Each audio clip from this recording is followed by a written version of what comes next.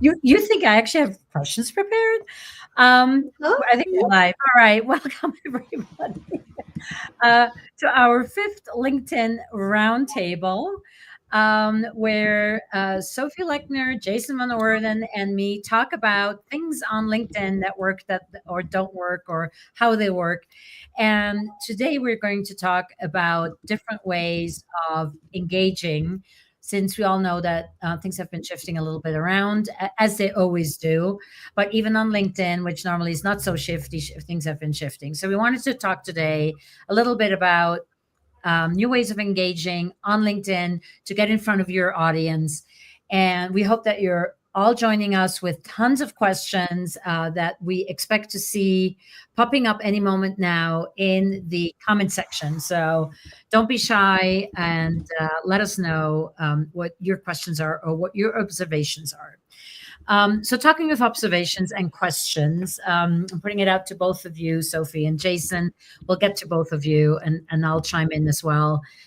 First of all, thank you for doing this yet again with me. It's starting to be a sort of a regular thing, and I love it. Yeah, it's always fun. It always is. So, where do you both see? Let's start with you, Sophie, just so I can put you on the spot. Um, engagement on LinkedIn. What has, if anything, has changed, and how has it changed, and what are you doing it with it on LinkedIn lately? Yeah, so what I find is that the feed I used to, really instruct my clients on how to personalize the feed and make it bring you the stuff that you want. And I find that whatever you do now, it's no longer enough. The feed to me is just junk. I don't look at it anymore. I don't use it. I ignore it. Mhm. So, in order to find your content that you want to be commenting on, finding the people that you want to have conversations with, you need to then go about it differently.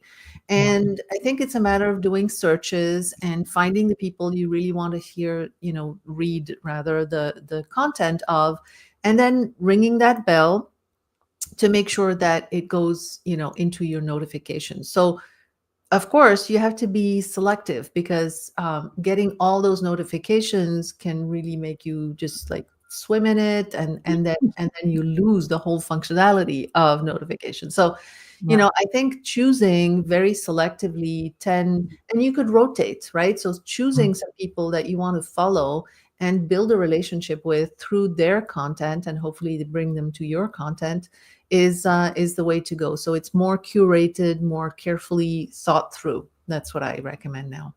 Hmm. Yeah. Jason, what about you?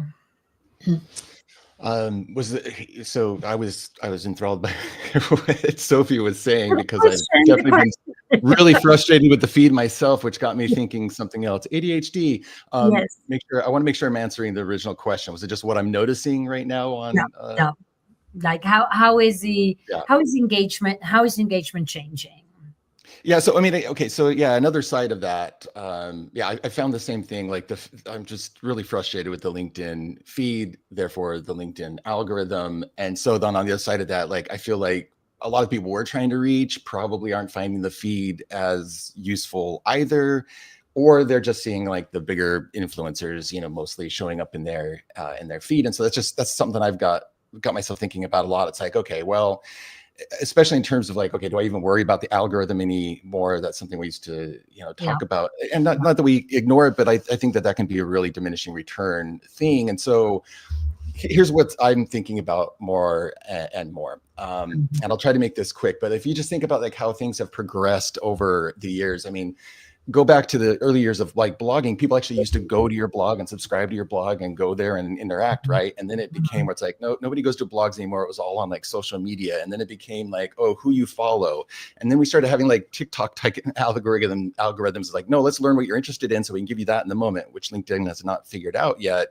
My Mhm. point here is that I think we have to be very thoughtful about going to where people are actually their eyeballs Mhm. are Yeah. going to be. And so when we do things like post and hope it's going to hit someone's algorithm because we just put out a podcast episode and we want to say, hey, come listen to my latest episode, like that's dead in the water. Like you're not going to get somebody off of LinkedIn. It's going to have to be really good to like go somewhere else. So now I'm like, okay, so commenting on other people's stuff is on my mind, and trying like commenting on those influencers posts, not trying to like poach people's clients, but influencers who do different things but attract similar people, engaging more directly with people. I like what Sophie was suggesting about still trying to find a way to maybe to have a curated set of people that whether those are prospects or experts. But the overarching principle I'm thinking about is like, okay, how do I make it as convenient as possible for my stuff to show up for the right people in the place where they can consume it right there? And I'm not asking too much of them or hoping too much in terms of them seeing it and consuming it. And we can get into a little more tactically what that might look like. But that's the big principle that's on my mind. Yeah, and I think, and Jason, I think you had talked about that being in the post. So we the two of us had talked about it a couple of weeks back. The frustration of it's not so easy anymore as it used to be to work with only inbound marketing tactics, right? Where you put out amazing content and people came to you. My worry is, and I've been playing around a lot in the last, I would say 2 or 3 months with all different kinds of making like, I love my little checklists, right? I thrive on that, and it makes me do things. So I have like a little checklist every day, comment on at least, 3 people that are not in your, ecosystem, or every day, make sure you comment at least twice on somebody who is a prospect, or, stuff like that. But I'm still not quite sure how we can comment on people who, let's say, are like semi-influencers or thought leaders in our orbit, right? I'm not talking about the Gary V's of the world. I'm talking about the people that are sort of, a couple of levels above us, without being, give good comments, but not sound like we're trying to poach their people, or, how do we get them back to our stuff? That is kind of, I have not figured that part out, how to do that in an elegant way, so it's not, pissing off the original author of a post. And, so many people have said like, oh, that's what you should be doing. I'm like, no, because if somebody does that to me, I'm going to be really pissed. So, Sorry. No, I think if we're going to do that, which, it's a decision, but if we're going to do that, I feel like we really need to bring generously our own point of view to the conversation, add to the conversation, and maybe even, say things that are in favor of whoever posted, and say we agree or disagree, whatever it is in the case. But I think we need to add to the conversation something thoughtful. And we don't need to bring people to us. If we say something thoughtful, intelligent, that brings value to the conversation, then people will click on our profile and find us. I think that's the only way to do this, as you said, elegantly. Yeah. Which means having a good profile and knowing how the customer journey works through LinkedIn. Exactly. It's like you show up in front of somebody, whether it's content in the feed, whether that's somebody shares with somebody, or they see your comment. And somebody who's interested, one of the most likely things they're going to do, maybe they'll engage with your comment and like it, and that gives you an indicator, or they end up back at your profile, like I said. So is that optimized to speak to the right person? And then there's a next step for them to take there if it makes sense for them. So you have to be still thinking about those fundamentals to have to be in place. Yeah, exactly. And it's easy to test because, you could go and do that for a week and see what happens to your profile views. It's easy to test. Yeah. And to that point, actually, Eric makes a really good point. He just chimed in and said, I think, actually, let me just bring it in so we can all see it. So I think piggybacking on someone else's post is a great idea. Reposting, which we haven't even talked about yet, which is brilliant. What they posted, to give them credit and add your own thoughts in your own post.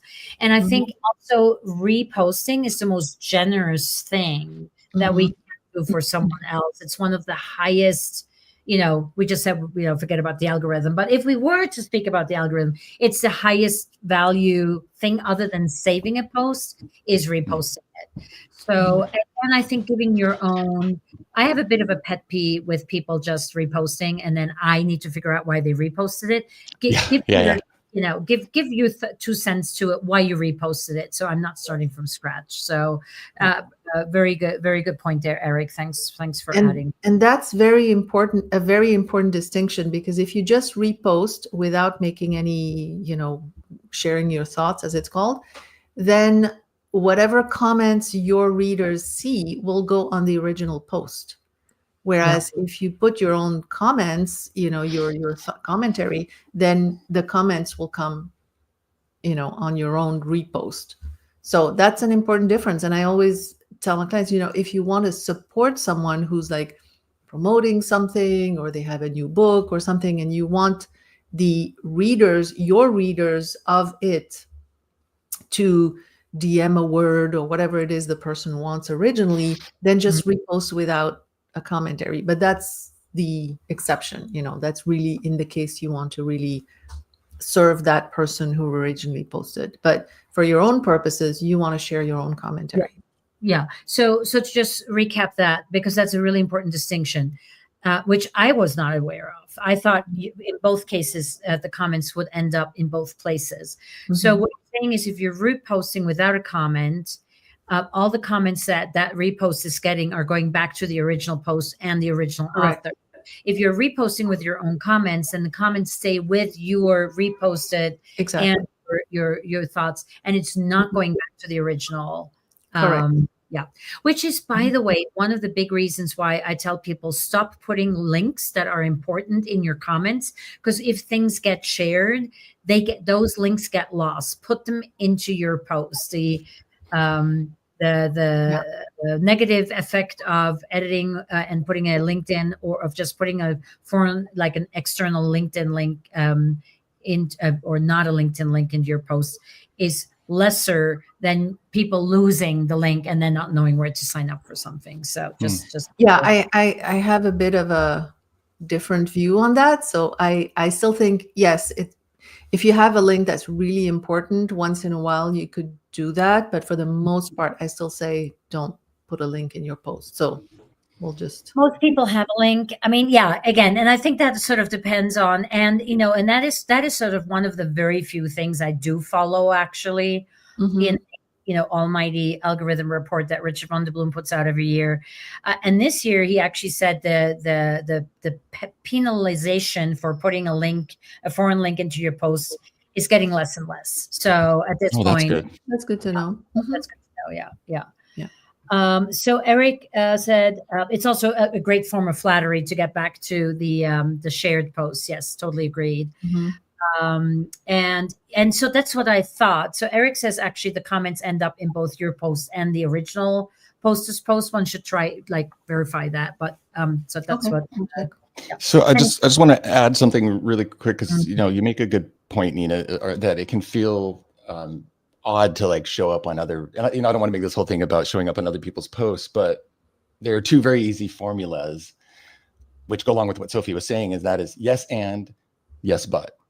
So you read the post, you go oh yes, and it's just straight out of improv, right? Yeah, like that, and I would add this, or yes, like that was great, but here's another way to look at, or an alternate route or something, right? So it's you be generous, you show up with value and service.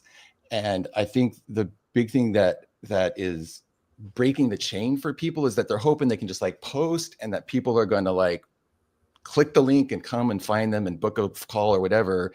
And the way that I look at LinkedIn is I'm paying attention to it for the indicators. Who are giving me indicators that they're looking for help on something?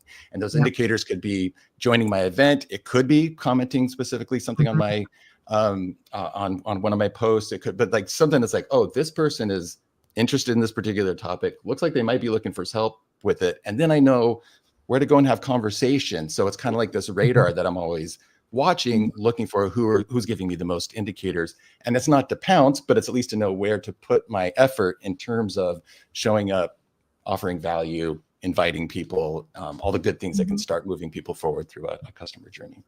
Yeah. And I love just posting and then sitting back and pulling out my knitting needles, But I have learned that that just doesn't work anymore. It just You have does to be not. proactive. I did a little test, and I also made myself, and it sounds kind of funny. So I totally weaned myself off of Facebook and watching those stupid ass videos that all of a sudden it's like an hour later and you don't know how you're ever going to get that hour back in your life. So Don't. I had extra scrolling credits, right? So I used them on LinkedIn to very quickly find out that Ah, I like, as you said earlier, Jason. I mean, LinkedIn is such a prolific big company, right? Owned by Microsoft. Why have they not figured out the whole scrolling thing? Is it just on purpose because they don't want us to scroll? But I mean, the stuff that's being served up to me is of absolutely zero interest to me. And I sometimes wonder whether it's just trying to do me a favor so I won't, get lost in doom scrolling, Right. or it just is it just innately the content that's on LinkedIn, Well, or their business model, this is my guess, is their business model focuses on getting people to pay for Sales Navigator and the memberships, right? Whereas like a TikTok's business model is keep our eyeballs to service more yeah, advertising. yeah, And yeah, so it's just different business models. Now, I would prefer to still have a little bit, and I don't like it when I get sucked into TikTok for an hour either. And I do like it that I can dependably go there and pretty quickly start seeing stuff that feels relevant and interesting. And so I wish they would bring another dose of that in. But yeah. I mean, I just think LinkedIn isn't geared as much for us solopreneur creator types as it is for the people they're trying to get to buy their memberships. Yeah. Yeah. But I think it gives us an opportunity to really remain in the driver's seat and have agency over our experience. So I think it's, yes, it has its downsides, but it's also an opportunity for us to seize it and make it our own, even more than before. Yeah, yeah. What I also found really interesting, which I discovered, and Sophie, you just mentioned it as one of the first things, which is, and it never even occurred to me, is using LinkedIn for searches. I mean, I don't know why I never even thought of it. And then I immediately went out and searched all sorts of, random things. But, so have either of you done this where you're like, okay, I'm looking for a very specific niche, or I'm looking for a specific topic, or I want to see what people are saying about a specific topic, and then actually gone, searched, and found people, or potential customers, or eyeballs that way. Yes. So there is one caveat, is that if you have the free plan, your number of searches is limited. And of course, in typical LinkedIn style, we have no idea how many it is, but you might all of a sudden be told, oh, you can't do any more searches this month, come back next month. And searches is the only thing that's limited if that happens. So it's not a huge deal. Yeah. But I use searches in a lot of different ways. I use searches, and when I say it's what I teach my clients to do, of course, is to do searches, for example, on the schools they've been to, the places they've worked, all kinds of things to round up, refresh their memory on people they might know that they should connect with. So that's one thing. That's kind of a one and done, more or less.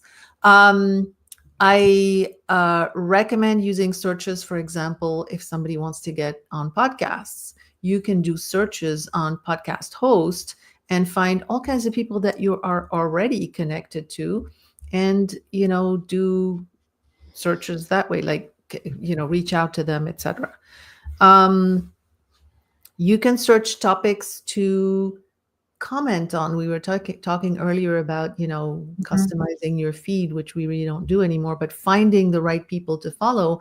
You can do searches on posts and put in a topic or a combination of words. You can use Boolean search, whatever it's called, and or and all this, to find all kinds of topics, and start commenting, and you'll find people who are completely not connected to you. So there's plenty of opportunities. It's a very, very rich feature. Yep. That's great. That's very great. Yeah. I mean, we had the hashtag tags until recently, but with the advent of AI, hashtags have sort of like lost any kind of meaning. The other thing that came up earlier was profiles. I mean, I always just You know, assume, I have a really quick thing to add about the searches, if yes, we go can, for it. before we move on. Yes. Confirm. Searching off of the platform for what's going on LinkedIn, and here's what I mean by that. I'm just going to, it's not going to let me share my screen because my Mac permissions aren't set up. I just went right now to Perplexity, and I simply typed in, and this isn't even a deep search, so you could do a deep search on ChatGPT, Gemini, whatever you use. I just said, what are people asking on LinkedIn lately about artificial intelligence?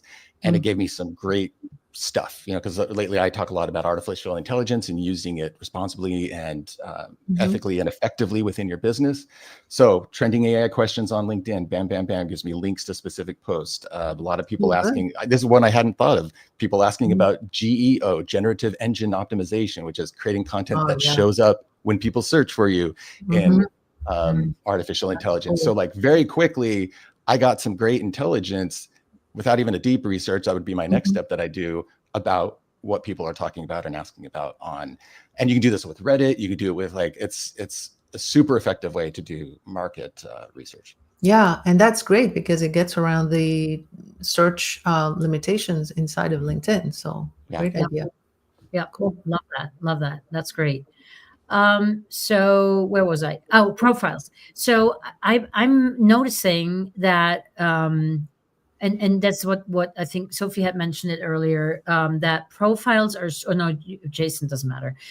Profiles are becoming actually more important than they have until recently, right?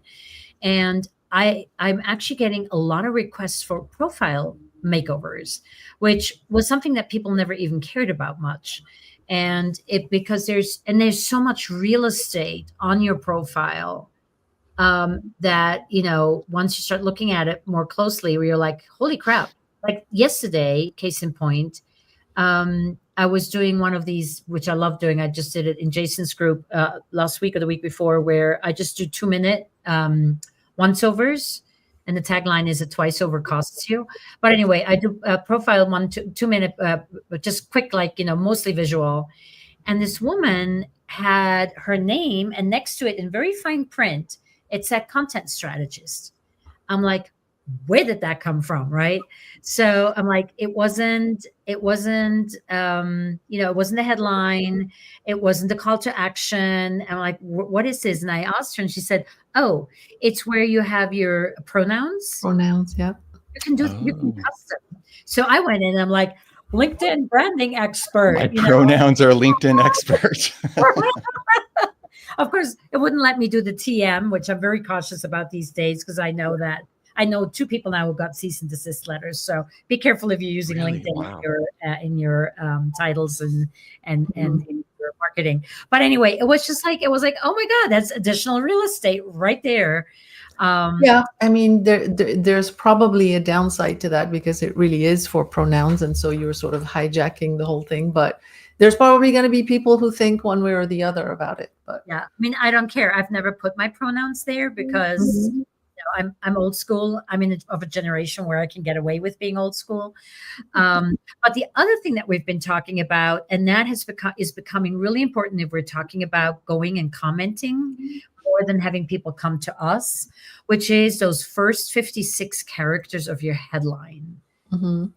Those follow you around like a little doggy, all around LinkedIn. So you want to make sure that those first 56 characters, even if they're a little truncated, it's very clear what it is, what you do, so people can make that split second decision, other than, seeing your lovely headshot and falling in love with you immediately, and say like, okay, I do want to be connected to this person. They might have something that for me, or, it might be interesting to follow them. So that's really important to pay attention to.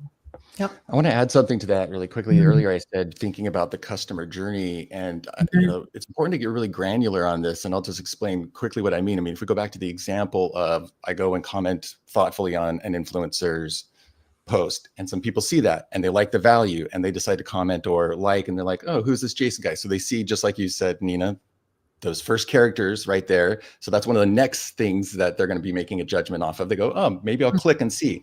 Now they're on my profile. Well, what are they going to look at next?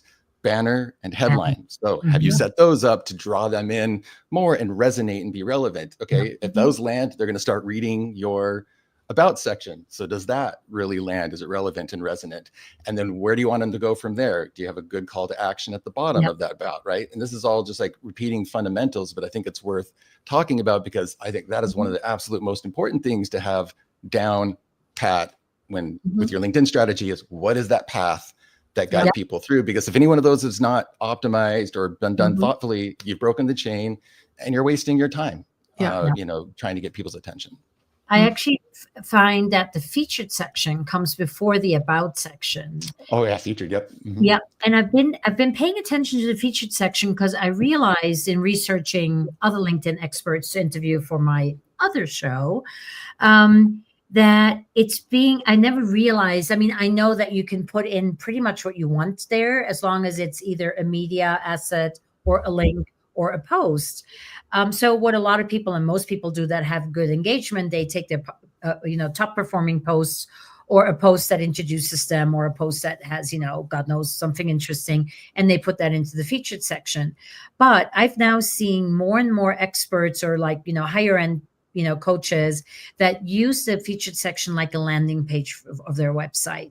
And they have like, who we are or about, and then services, and then, my book, and then my other book, and then my podcast, etc. So the featured section can be, and some of it looks really beautifully branded. Other things, other ones like mine is just my good, well-performing posts that have interesting content. I put those in the featured section, but there's something to be said if you want to be a little bit more branded and a little more visually appealing. There's a lot you can do with that featured section, and it can really draw people in. I want to mention a piece of content for each of their top outcomes for their challenges. Anyway, go ahead, Sophie. Sorry, I cut in. Yeah, no, there's different philosophies on it, but I want to say my about section is showing up above my featured, so I'm not sure how. If that order, it depends on something. I think you can customize it. You can? Okay, I'll have to look at that. What I tell my clients is to really, like you said, Jason, create a journey for your customers. And I call it creating a rabbit hole. You want to attract people like a magnet and keep them there like a magnet, right? So you want them to spend as much time as possible and get to know you. So what is it that's going to attract people? And people are all different. Some react to video content, some react better to long form, short form, visuals. So I think you need to make sure your featured section has all of those. And I also think that it's beneficial to rotate that stuff and make it so people come to your profile again. They will see something different every time. And actually, sorry, I'm just going to digress back to the banner.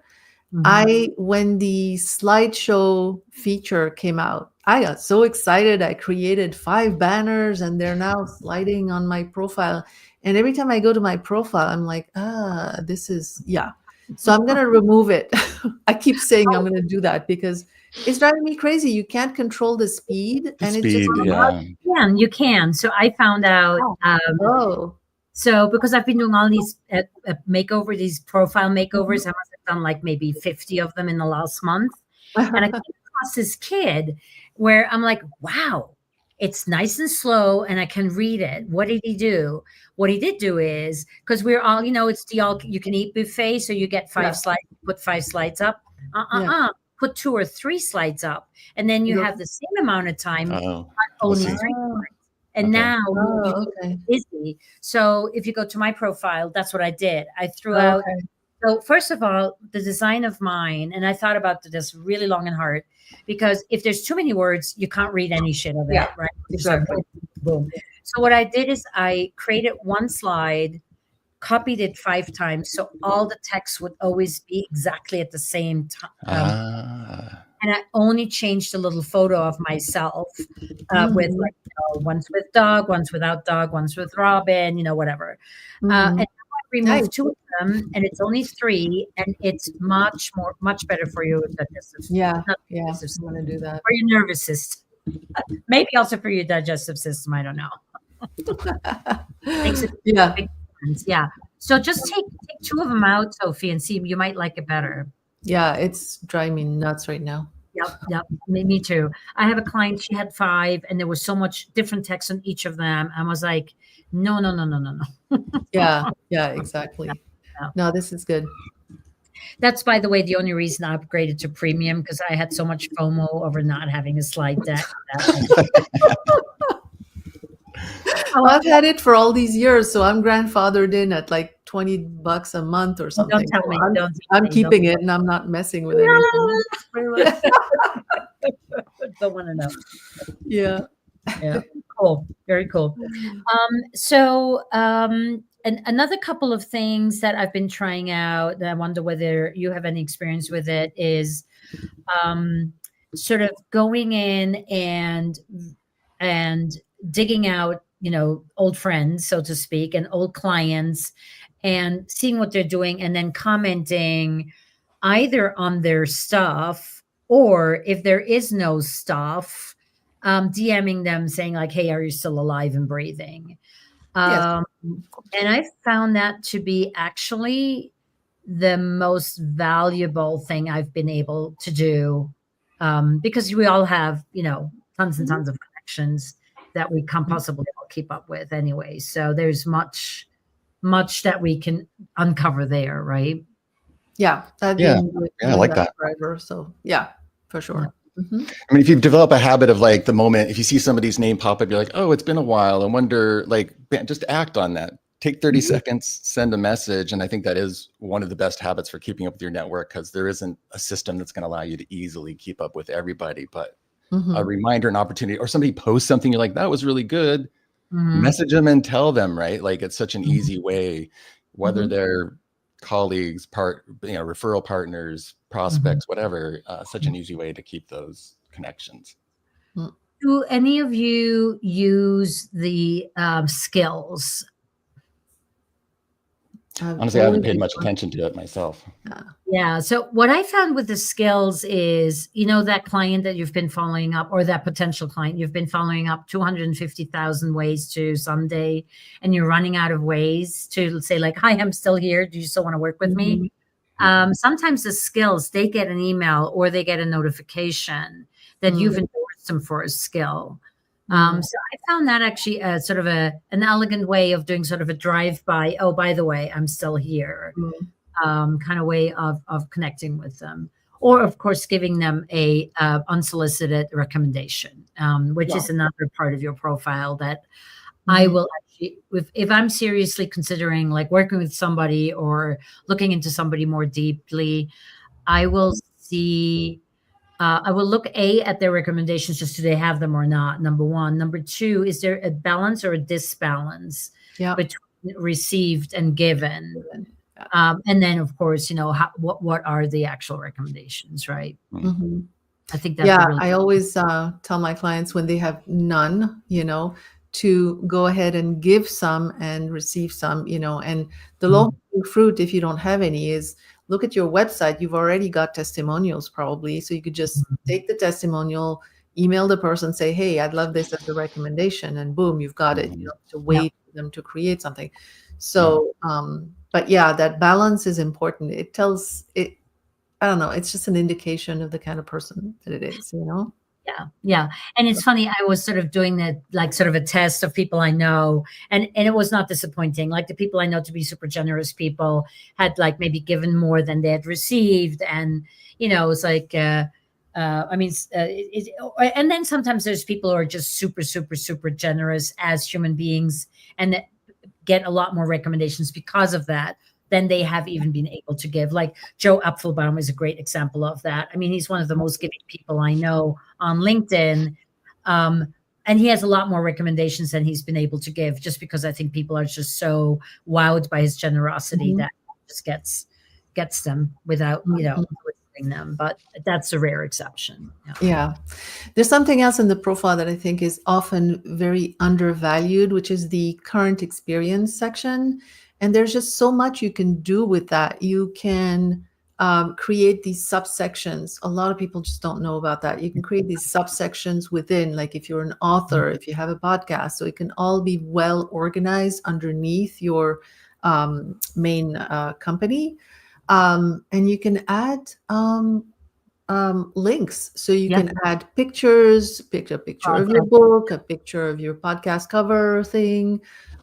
You can put links, you can put documents that, slideshows and things like that. So that's often underutilized, and it's a great way to take people further down that rabbit hole of getting to know you.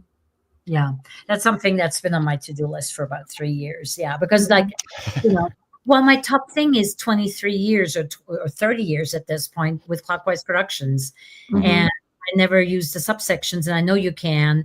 I used to have projects in there, but I have a feature film to my name. I mean, all that stuff that should be in there, it's not, Yeah. right? But yeah. So, There's, Nina, I wanted to add something to you mentioned earlier, like when we're looking for those ways to follow up or pop back into someone's radar, and we've already sent the like, hey, the usual like email or whatever. And one way that I use LinkedIn to kind of show back up on people's radars is, of course, and this might seem obvious, but I think people don't think to do this, is go and comment, see what their latest content is, and just comment on it and add some value, right? Because then you're popping back on the radar. And I have a very real example of this recently. Somebody I talked to a few months ago. They're very interested in talking to me again. They're going to be doing a lot of traveling. Anyway, needed to follow up, and like things just hadn't connected, hadn't heard back. Finally went to LinkedIn, found a great post, commented on it. Bam, showed up in my direct messages.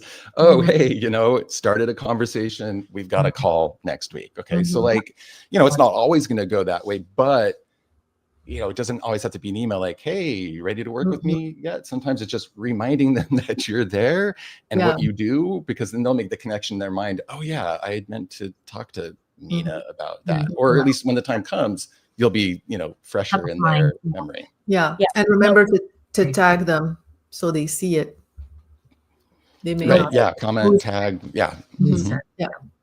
In your comment. And that's similar with the skill set, right? Once you've run out of emails and the DMs and the commenting, and of course the commenting, sometimes what happens is that people haven't posted anything. Like I have this one client, which I finally have taken off my active list because it's just not going to happen.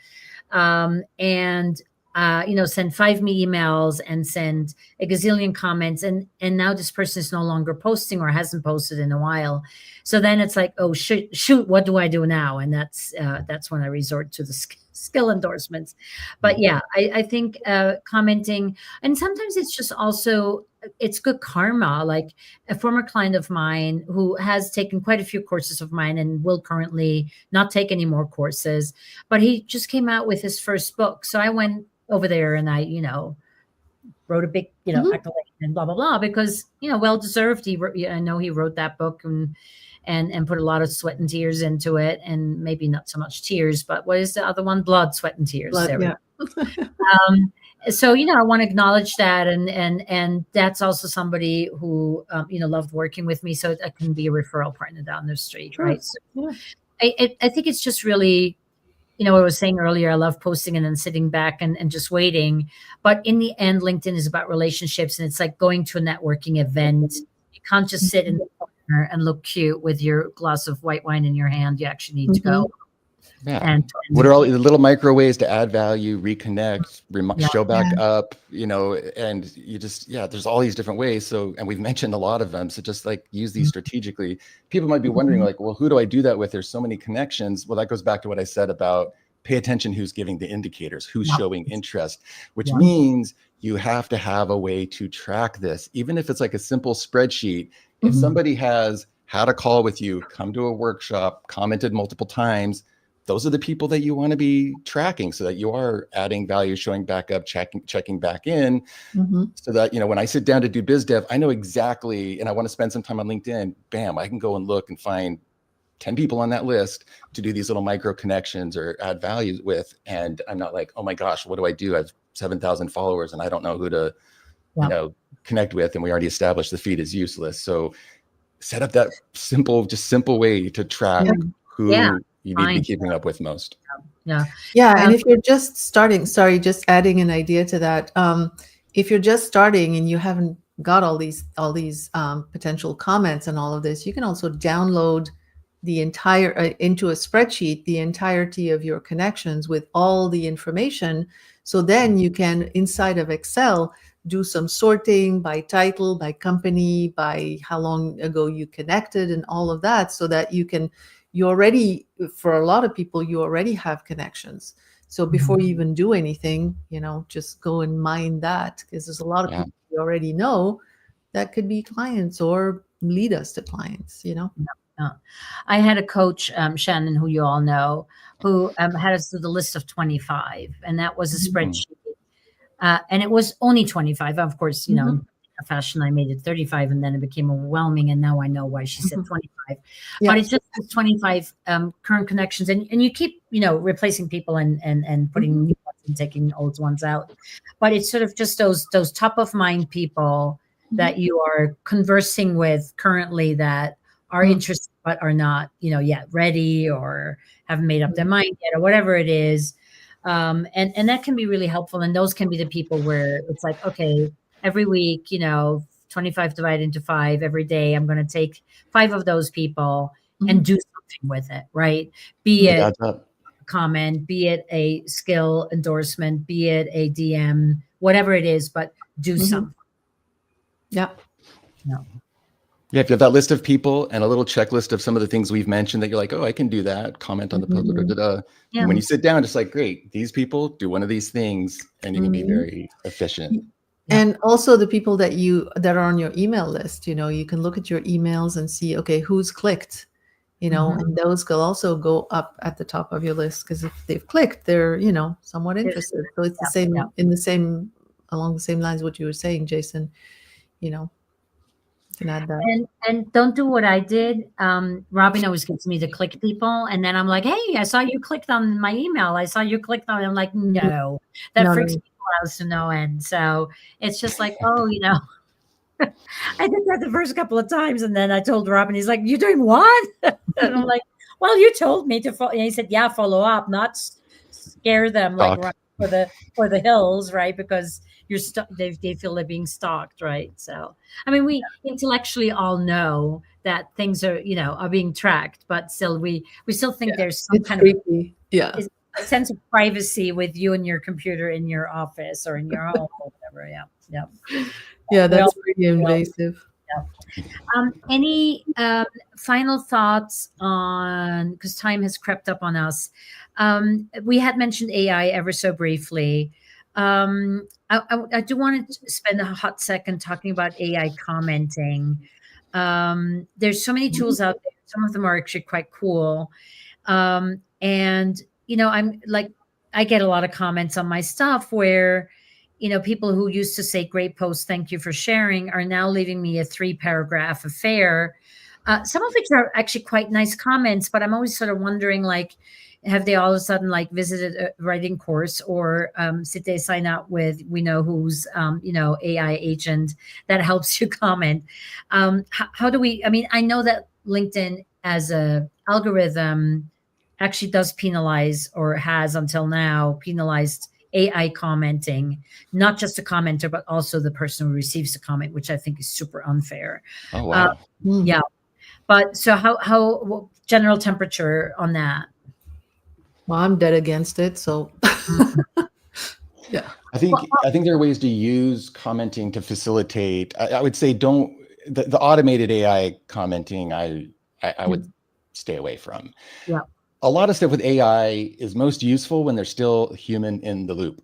And so, which is a phrase that they use in AI. And so, there have been times where, there's a long article and I do want to add to it. And so I'll have AI help summarize it. And then I'll think about my yes and or my yes, but, and then, and I've also trained it to draft some things in my voice and maybe have it give me 3 options, and then I'll take one, and then and that might sound like a lot, but I've actually gotten to where it can be pretty quick. And I do arrive at a very thoughtful comment, but in the end, I still wrote it. Like, it was still a process and me guiding AI into what I wanted to comment. So if you have an efficient workflow, but the automated AI commenting is, I would stay away from it. Yeah. So similar to you, Jason, where I have used it is, there's a couple of people where I do comment for various reasons, that are in a field that is not adjacent to what I feel comfortable Right, leaving right. good comments. So there I find AI to be super helpful because I'll be like, please comment on, in my voice on this. And then at least it'll give me a framework from which I can then um, write my own comment, because it might be just something that like financial, or there's just certain topics that I'm not even remotely an expert, and I wouldn't even know what to ask or how to even draft an and yes or and but. So there I find it super helpful. But again, as you said, in the end it's my words, but I help it. Storia, which is I Mhm. named my AI yesterday. Surya helps me at least get to a point where I know what is appropriate to say, right? Yeah, I mean, I think there's a lot of stigma around using AI at all, which I want to push back against, Yeah. because I think there are a lot of very legitimate ways to use Oh, yeah. AI. And just because you touch it doesn't mean that it's like tainted or Mhm. bad. Right. But yeah, it's the total shortcutting that gets people in trouble. Yeah. I use AI for a lot of stuff, but I just haven't used it for commenting. But in the situation you described, Nina, what I often find is, yes, I can't really make an intelligent comment about the actual content itself, but I usually am able to see patterns or something and say, hey, this actually is the conclusion, the insight, whatever. This actually would also apply to entrepreneurs, and find a parallel, or find some sort of comment of that nature. So I usually find it's not worthwhile going to AI for a comment. I usually find something to say. I mean, I will do it. I mean, I'm trying out an AI that actually sits on top of, it's not in LinkedIn, because obviously we'd all get booted out if we did that, but it sits next to LinkedIn as a Chrome plugin. Like a And sidebar. it is designed for LinkedIn.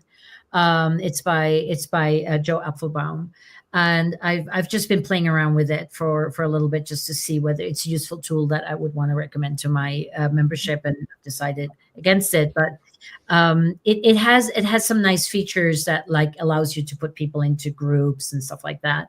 But the AI part, again, I think it also might also need some more further development, right? So it's not like I have to go and copy paste something and go over to my ChatGTP or my Oh, aggregator. right. Yeah. Yeah, Mhm. it's sitting right there. But yeah, cool, very good. We could go on as always, much longer, but it is time. Thank you for everybody who did have a chat with us and ask questions. And you are watching a replay, it's not too late to ask questions or to engage with us. We'll all be keeping an eye on the comments. And as always, Sophie, thank you so much for taking your time and your brain and bringing it all here. And Jason, ditto. And I hope we'll do this again in a couple of months, as we have been, sort of doing it quarterly or on a regular basis for sure. Yeah. All right. Any parting thoughts, or it's just sayonara? Oh, I think Well, just engagement is the name of the game, so finding all the ways to do it is that's why we did this. Yep. That's the key. It's not the posting, it's the engagement. Yep. yeah, just pick Course. 2 or 3 ideas that we mentioned today Yeah. and go try them out and see how they work for you. And then Yeah. let us know how it went. Thank you. All right. Thank you. Thanks, Thanks, everyone. Nina. Thanks for hosting this, Nina. Of course. Thank you. Bye.